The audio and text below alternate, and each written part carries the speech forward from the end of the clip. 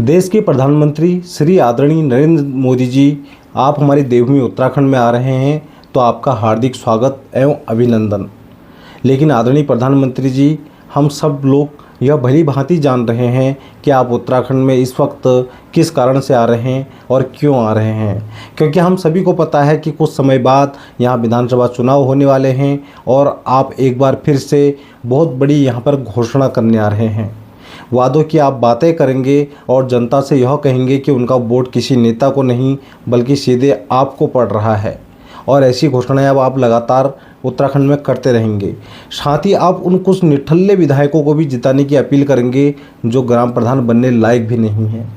आदरणीय प्रधानमंत्री जी, वर्ष 2014 से हम उत्तराखंड पहाड़ के वासी आपके शब्दों, आपकी घोषणाओं और आपकी वाणी पर भरोसा करते हुए आ रहे हैं, लेकिन अब हम खुद को कहीं ना कहीं ठगा हुआ महसूस भी कर रहे हैं।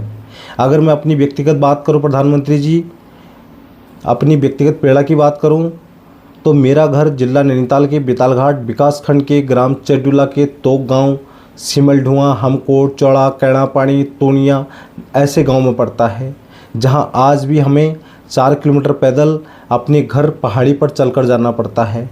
हमारी माताएं बहनें अपने सर पर 30 से 40 किलो सामान ढोकर हर रोज़ यह दूरी तय करते हैं।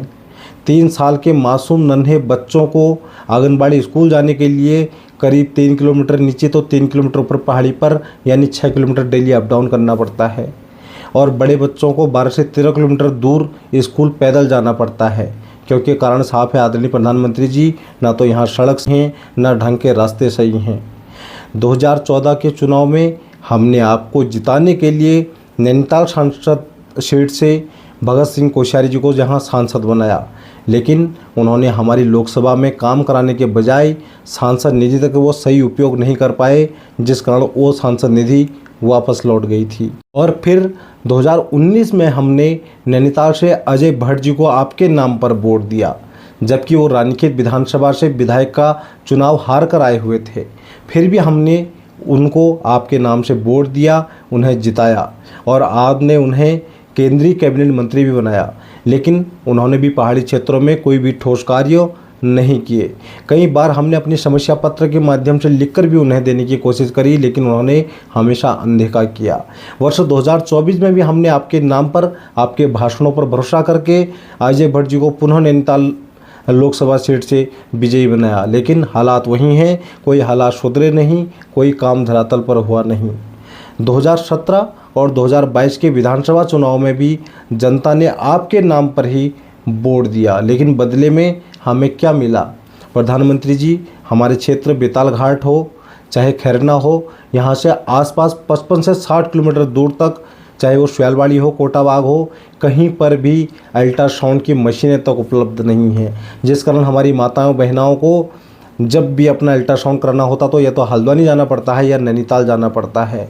एक तरफ बेटी बचाओ बेटी पढ़ाओ का आपके द्वारा खूब नारा दिया जा रहा है, लेकिन हैरानी की बात तो यह है आदरणीय प्रधानमंत्री जी, यहाँ पर करीब 5 से 6 जो आसपास CHC सेंटर हैं, उनमें एक भी महिला विशेषज्ञ डॉक्टर नहीं है।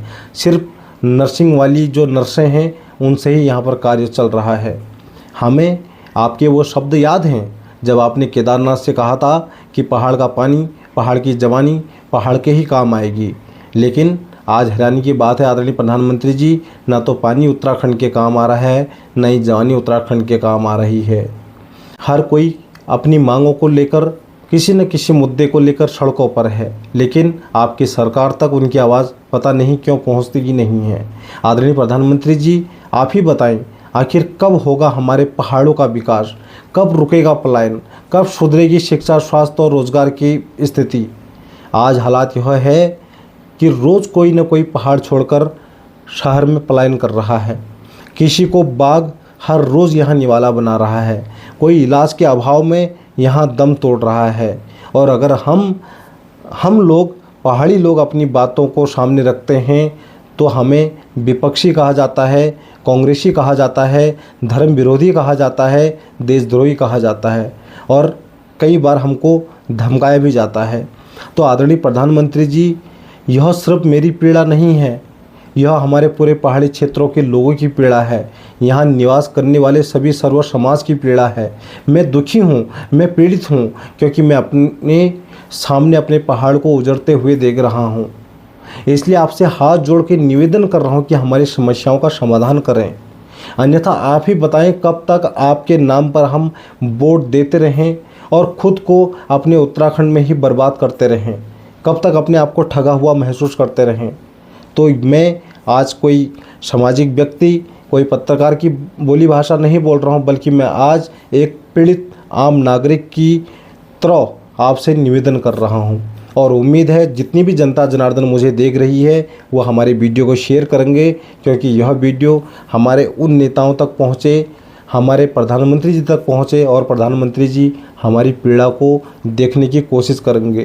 क्योंकि मैं स्वयं एक पहाड़ी हूँ और एक पीड़ित हूँ, और हर रोज़ जिस प्रकार यह पीड़ा मेरे साथ गुजर रही है, और हम चाहते हैं कि हमारी पीड़ा को सरकार सुने, गौर करे, और तभी जाके हम पुनः आपको वोट भी देंगे, आपको जिताएंगे भी। वरना जिस प्रकार आपके नाम पर हर बार नेता हमें ठग के चले जा रहे हैं, तो जनता कब तक आप पर भरोसा करेगी। तो आदरणीय प्रधानमंत्री जी, हमारी बातों पर गौर करें, हमारी समस्याओं का हल करें। बहुत बहुत धन्यवाद आप सभी जनता जनार्दन का। जितना लोग आप हमें देखते हैं तो वीडियो हमारे ज़रूर शेयर कीजिए, ताकि एक आवाज़ जो है वो हमारे प्रधानमंत्री तक ज़रूर जाए।